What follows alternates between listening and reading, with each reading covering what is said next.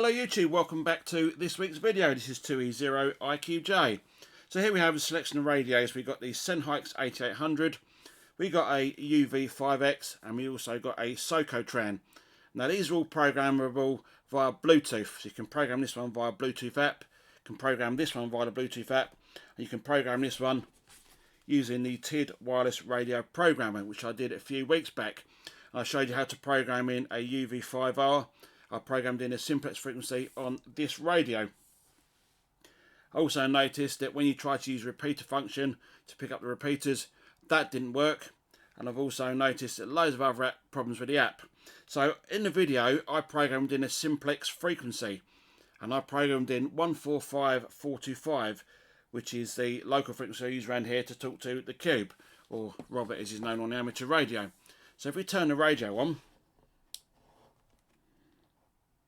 you'll see there it's got Cube 2M, and if I go to menu, we look at I programmed it with no CTCSS and no DCS tones. But if I go up to the menu, and it's got RCDCS, which is off, which is good, and look at this one, it says RCTCSS, which is 53 Q53.5, DCS is off for transmit, and the CTCSS transmission is Q53.5, and that's what the app programs it in at.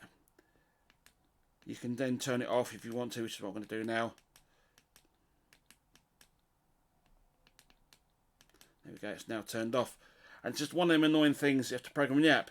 Although, when using it, it just works. You don't have to worry about switching it on or off, it just seems to work, because the upload radios will pick it up.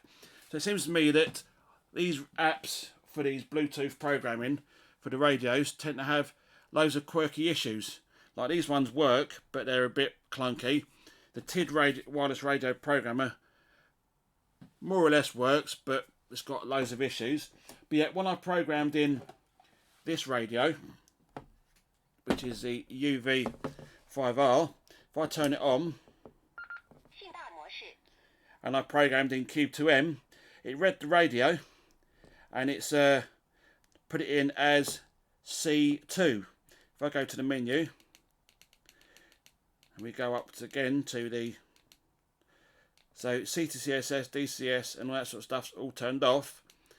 I didn't have to adjust any of that, I just programmed it as normal. Now I am having another load of issues with the app, with this thing, and it's not letting me connect to certain radios. I can connect to this one, no problems, but I can't connect to this one. So I'm going to give it another full charge, the programmer, and see if I can get it to work, and see if they can play about with it again, so I can get any other functions out of it. But I have noticed that you have got a online function, and you enable that in the app. It allows you to program it off their website or something, which is a bit, which I'll play around with. But anyhow, I'm just ranting and raving about these Bluetooth apps. I mean, the radios work no problems. You can program off the handset, no problems. But the Bluetooth apps are a little bit clunky, and this TID radio wireless programmer, yeah, not great. Anyhow, if you found the video of some use, not to do, this was just a quick video. If you found the video of some use, not to do, give it a thumbs up. But if you don't like the video, the other button seems to work too. If you've got one of these TID wireless programmers and you've had a lot of success with it, post it in the comments below what sort of settings that you're using for your different radios.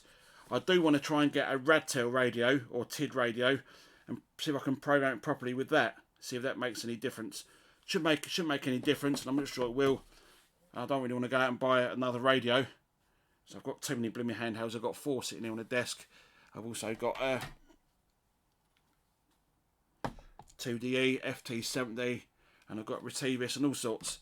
So yeah, I've got quite a lot of handheld radios. Don't want to go out and buy another one, but would like to try it. So if you tried it with a TID radio or tried it with another different radio, what radio have you tried this with? Did it work? Post it in the comments below.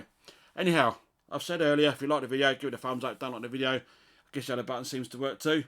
And as always, thank you very much for watching. Don't forget to hit the subscription button to stay notified when I do new videos. Now on a Monday we do the radio videos, and on a Wednesday we do computer related stuff, so like Linux Wednesdays, Mac related stuff. And on a Friday we do Vintage Fridays, and last week we looked at a plug and play Namco joystick. I called it plug and pray. That's just Windows, not 95. So Namco joystick, and it's got pole position. So yeah, don't need to say no more. That's what a brilliant game that is. Anyhow, just waffling now.